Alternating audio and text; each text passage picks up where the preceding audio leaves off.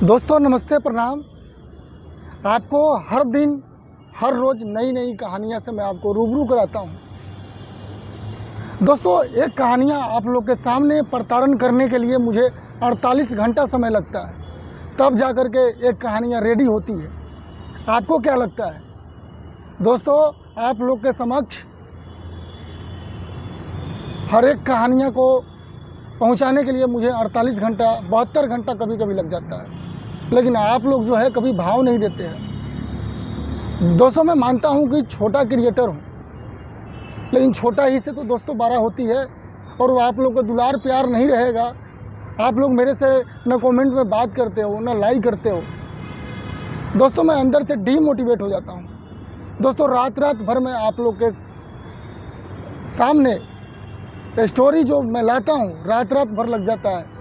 Script को mind में save करना, स्क्रिप्ट को माइंड में याद करना बहुत बड़ी बात होती है। तो दोस्तों, आप लोग हमारे कहानी में जुड़ जाइए। आज की कहानी बिहार के एक छोटे से गांव के है दोस्तों, जो कि हमारे हर माँ बहन बेटियों को एक कहानी सुनना चाहिए और एक कहानी सुनकर सीख लेनी चाहिए। दोस्तों, वो दिन बिहार के एक छोटे से गाँव का था। गाँव में जो है विश्वकर्मा पूजा की धूम मची थी। हर गली हर चौक पर पंडाल सज चुके थे। लड़कियां और महिलाएं पूजा करने की तैयारी में जुटी थी।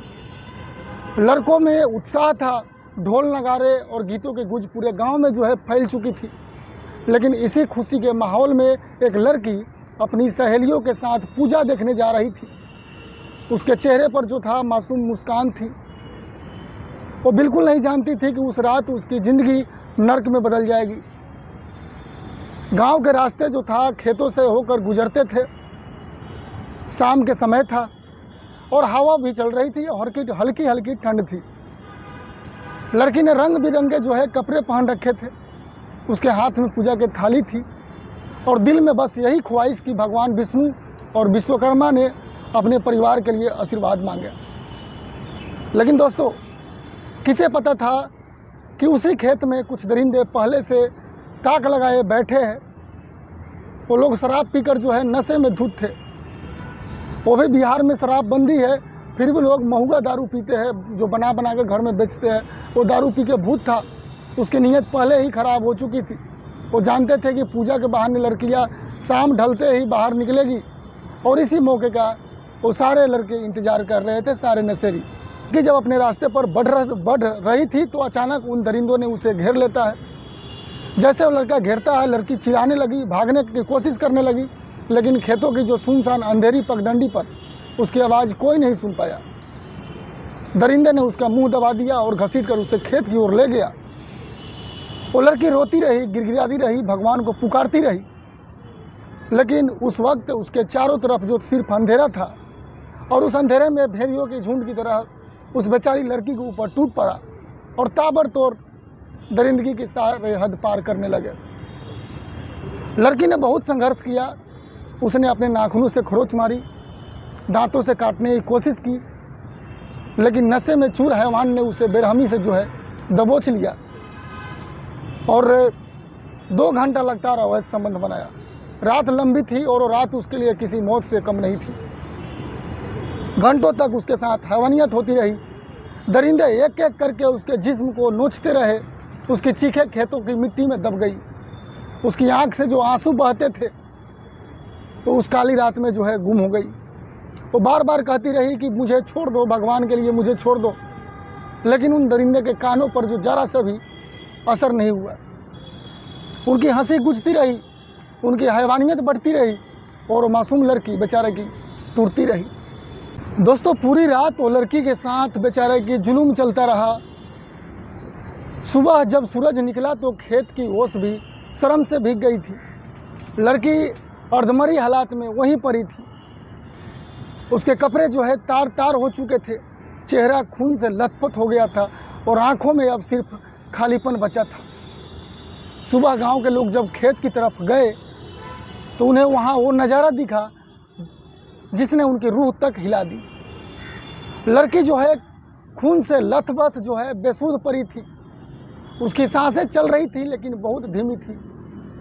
उसके कांपते होठ बस इतना कह पाए कि मुझे बचा लो। लोग तुरंत परिवार को खबर दिया और एक खबर जैसे गांव में फैला, गांव में मातम सा छा गया। परिवार भागता हुआ खेत की ओर आया। माँ ने बेटी की सीने से लगाया, लेकिन बेटी दर्द से कराह रही थी। पिता की आंखें से आंसू रुकने का नाम नहीं ले रहे थे। गांव वाले ने उसे तुरंत अस्पताल लेकर गया, लेकिन उसके शरीर पर इतने जख्म थे कि डॉक्टर भी देखकर जो है सिहर गए।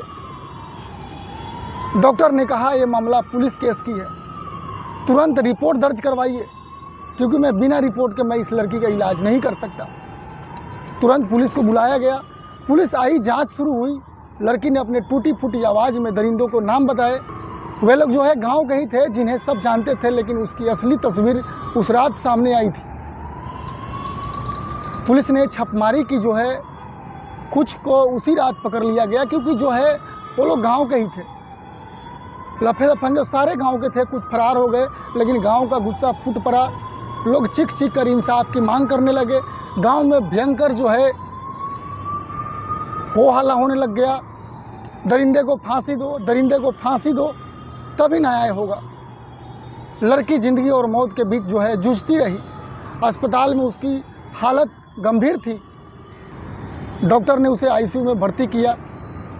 परिवार हर रोज़ भगवान से प्रार्थना करता है, हे विश्वकर्मा हमारे बेटी को बचा लो। लेकिन किस्मत इतनी बेरहम थी ना कि कुछ दिनों के बाद वो मासूम ज़िंदगी की जंग हार गई और पूरा गांव जो है सन्न रह गया।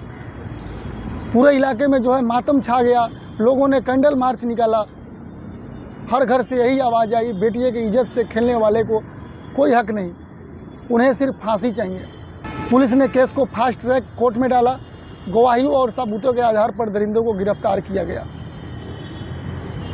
दोस्तों, मुकदमा चला। लड़की की दर्दनाक कहानी ने जज तक को झकझोर दिया और आखिरकार अदालत ने सख्त फैसला सुनाया। इन दरिंदों की मौत की सज़ा दी जाती है। लेकिन सबसे बड़ा सवाल आज भी वही है, क्या हमारी बेटियां पूजा करने तक भी सुरक्षित नहीं है? क्या गांव की पगडंडियां हमेशा बेटियों की चीखें दबा देगी? कब तक समाज ऐसे दरिंदों को पैदा करता रहेगा? दोस्तों आज थी ये सच्ची घटना। तो मैं हूं अभय और आप देख रहे थे दोस्तों सच्ची घटना। अगर आप भी चाहते हैं कि ऐसे दरिंदों को सख्त सज़ा मिले तो इस वीडियो को ज़्यादा से ज़्यादा शेयर करें और हमारी आवाज़ को बुलंद करें, क्योंकि जब तक समाज चुप रहता है तब तक दरिंदों की हिम्मत ऐसे ही बढ़ती रहेगी। तो दोस्तों, अगर वीडियो अच्छा लगे तो हमारे वीडियो को शुरू से लेकर अंत तक जरूर देखिए